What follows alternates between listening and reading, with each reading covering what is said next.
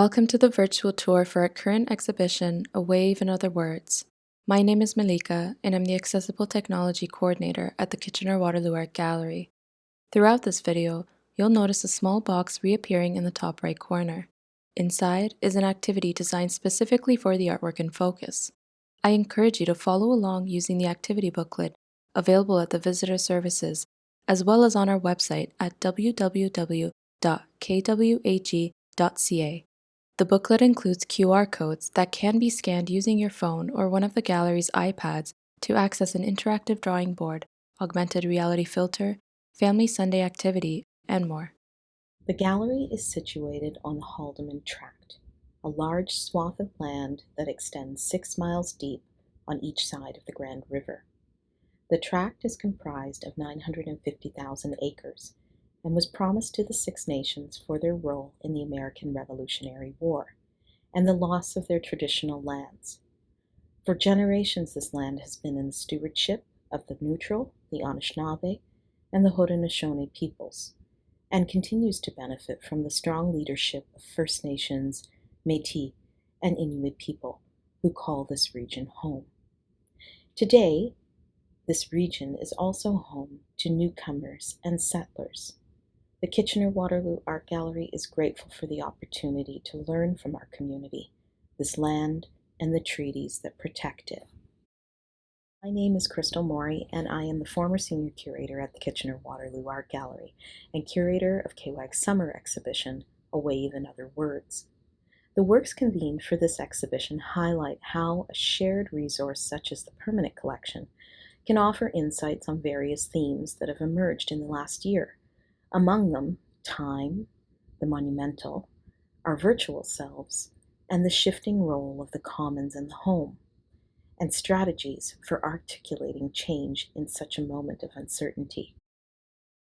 Surrounded by images of the fabulous sea matriarch Sedna and other figures, Ashuna hints at the exchange that exists between the North and the South, and how perpetual motion may be defined differently along cultural lines.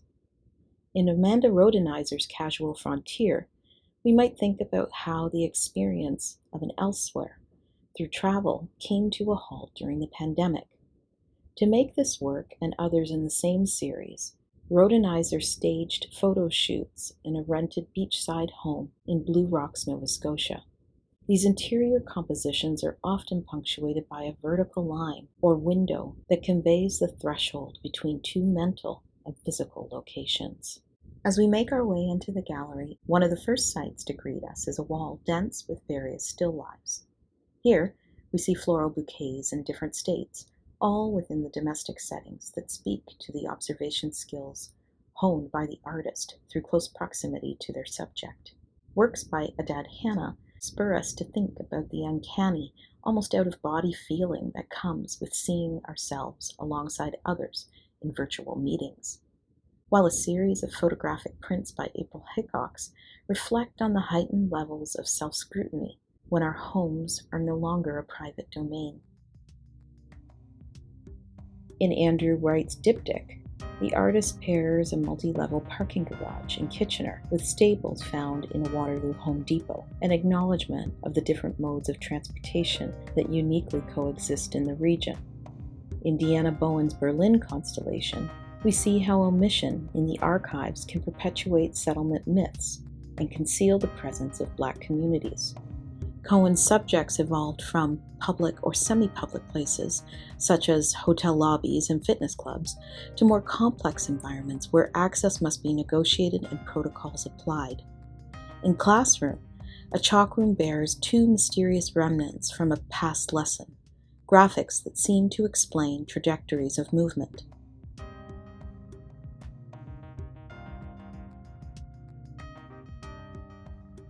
Often working with the material language of endurance, Ante Lou mines the idioms of ancient and modern sculpture. In making these works, Lou slices and pieces together fragments of styrofoam packaging intended to protect goods in transit. From these forms, the artist creates molds that enable multiple casts, each resembling archaeological artifacts of unknown origin. Some artists, such as Adad Hanna, riff on pre-existing artworks of cultural significance to address the shortcomings of the present. In Hannah's Backyard Guernica, Photographs and Video, Pablo Picasso's epic protest painting is given a folksy update for a Trump-era America.